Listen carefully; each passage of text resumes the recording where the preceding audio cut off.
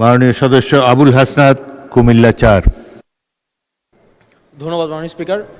মাননীয় স্পিকার, আমার প্রশ্নটি হচ্ছে, সাংবাদিকদের পেশাগত নিরাপত্তা অবশ্যই প্রয়োজন এবং দীর্ঘ 17 বছরের বেশি সময় আমরা দেখেছি সাংবাদিকতা করা খুব ডিফিকাল্ট ছিল। সেই সময়েও ঠিক সেই সময়টিতেও অনেক পেশাদার সাংবাদিক তারা পেশাদারি দায়িত্ব পালন করে গিয়েছে।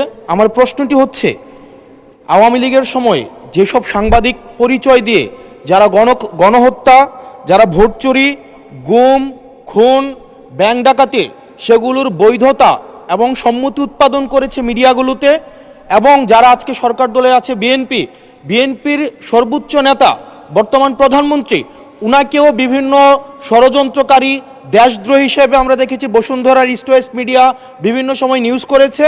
এবং আজকে যারা বিএনপি এবং জামাত আছে আমাদের এই সংসদে, তাদেরকেও বিভিন্ন সময় তাদেরকে হত্যা করার সম্মতি উৎপাদন করেছে কিছু মিডিয়া এবং কিছু নামদারি সাংবাদিক। এই সাংবাদিকগুলোকে বিভিন্ন হাউজে আবার এখন বর্তমানে পুনর্বাসন করা হচ্ছে।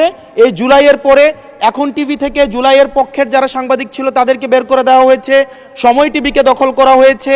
ইস্ট ওয়েস্ট মিডিয়া অর্থাৎ বসুন্ধরা গ্রুপের যে মিডিয়াগুলো রয়েছে তারা প্রতিনিয়ত আওয়ামী লীগের পক্ষে সম্মতি উৎপাদন করে যাচ্ছে।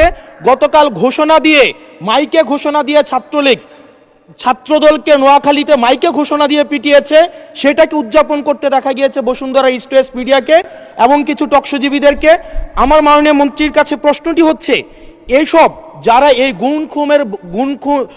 গুম খুনের বৈধতা উৎপাদন করেছে, ভোট চুরির বৈধতা উৎপাদন করেছে, গণতন্ত্রের পক্ষে যারা ছিল তাদেরকে হত্যাযোগ্য করে তোলা হয়েছে, এইসব সাংবাদিক, নামধারী সাংবাদিক এবং এই মিডিয়াদের বিপক্ষে বা কি ধরনের আইনি ব্যবস্থা নেওয়া হবে, আইনি ব্যবস্থা আদৌ নেওয়া হয়েছে কিনা, কেন তাদেরকে আবার পুনর্বাসন করা হচ্ছে, সেটির আইনগত কি ব্যাখ্যাটি কি, সেটি এই সংসদের সামনে উপস্থাপন করার জন্য অনুরোধ জানাচ্ছি।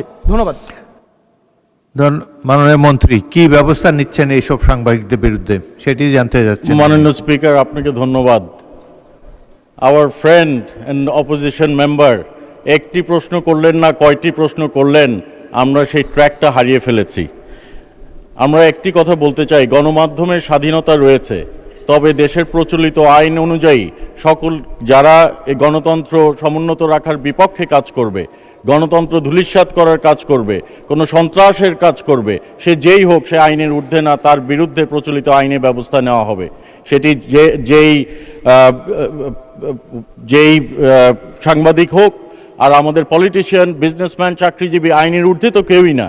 কাজেই কেউ যদি আইনের বিপক্ষে কাজ করে সে তার বিরুদ্ধে বাংলাদেশ জাতীয়তাবাদী দলের নেতৃত্বে যে সরকার গঠন হয়েছে, মাননীয় প্রধানমন্ত্রীর নেতৃত্বে যে সরকার গঠন হয়েছে, সেই বিরুদ্ধে নিশ্চয়ই প্রচলিত আইনে ব্যবস্থা গ্রহণ করা হবে। ধন্যবাদ মাননীয় স্পিকার।